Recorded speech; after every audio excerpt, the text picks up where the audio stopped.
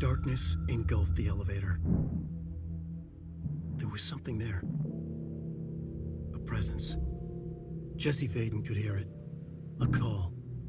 It was faint, reaching for her from a dark place. Faden was sensitive to visitations. She had them all the time. From her guiding star and the previous director. She was the perfect receiver. As if she'd been made for this.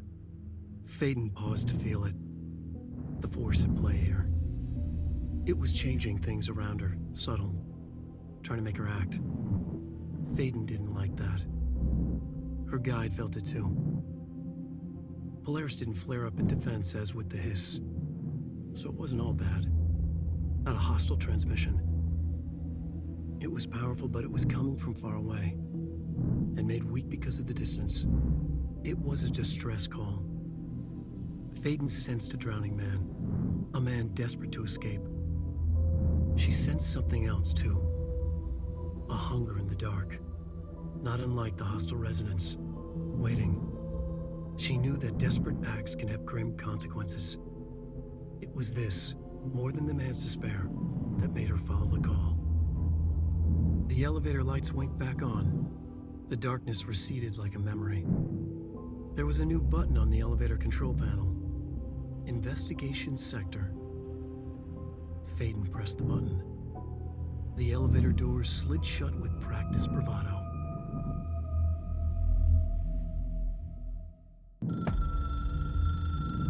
Dr. Emil Hartman was desperate. The Federal Bureau of Control had stolen his life's work. This was his last chance, his final experiment. What he'd been too scared to do before. Hartman dove into the lake, was taken, devoured by hungry darkness, became the thing that had been Hartman. Only an echo of him remained, fragmented impulses on autoplay, violent, bloodthirsty darkness in the driver's seat. Emerging from the lake, the thing was captured by the FBC, brought in, contained, studied. The thing broke loose, killed everyone it could. The FBC fell back and sealed the sector. The thing was alone in the dark, lurking, roaming, waiting. Then something else came.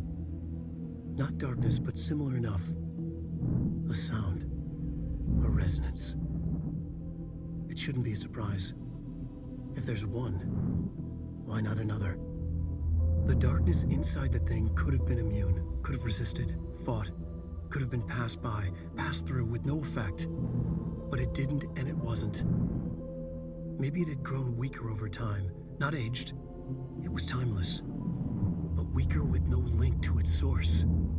A metamorphosis followed. The thing that had been Hartman went through another change.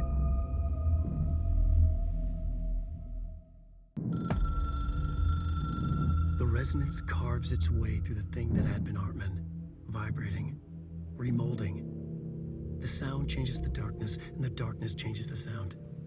They both changed what remained of Hartman. They all turned into something else. A third thing. The sound made darker.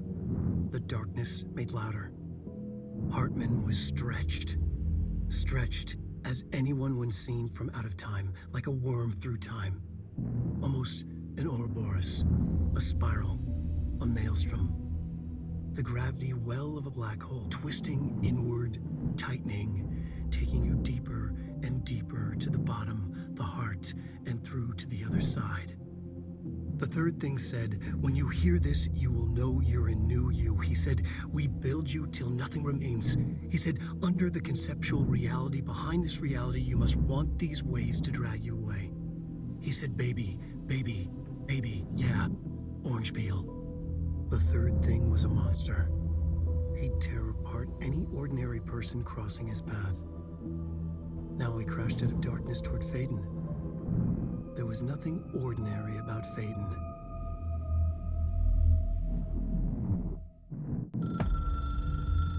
I've written and rewritten, deconstructed, reconstructed, experimented with different voices, changed the style, changed myself, forgotten the language, relearned the language.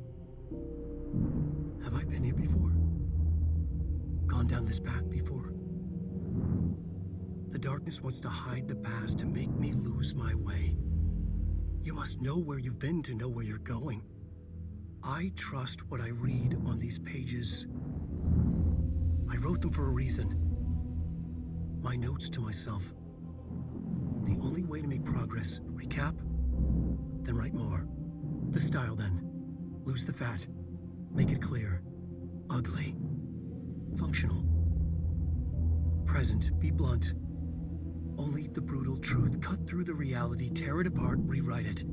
Be clever, make them do the work. Form the image in their minds. They make it, you just imply. Incept. They're drawn to the mystery, obsessed. You set it up, they put it together. Their interpretation, and there's only one because you give them no choice. And they believe in it. Because it's theirs now.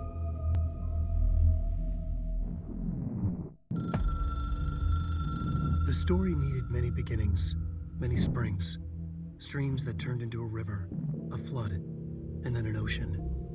This was one. Wake used the materials he had, the connections he had, the people, the places. Wake put them in to make it true. His wife, the psychiatrist, his city. These connections, like magnets, move things. Alice was a conduit. She'd been in the dark place. The thing that had been Hartman sensed her near, sensed Wake through her. But Berserk broke loose. Wake made sure Alice was already gone by then. Safe. The more springs, the more the story became real. The more people believed. Cause and effect. It was extremely delicate and hard work. It had to go through the path of least resistance where success was most likely. Where there was a connection already. Wake felt the pressure grow in his head. Going mad. Wake had to escape. Write his escape. He was already out. He wanted to make it true. Wake needed a hero. A hero needed a crisis. For the part in the story about the government agency, Wake needed something special, something to convey an alien force mimicking human intelligence. Something that can't be translated. Translated. Wake channeled Burroughs and Bowie. He cut up sentences and words. Orange peel. You are home. Insane. He put them in a shoebox. He pulled out the words. Wake created a Dadaist poem. He'd try anything once. Or had he tried this before?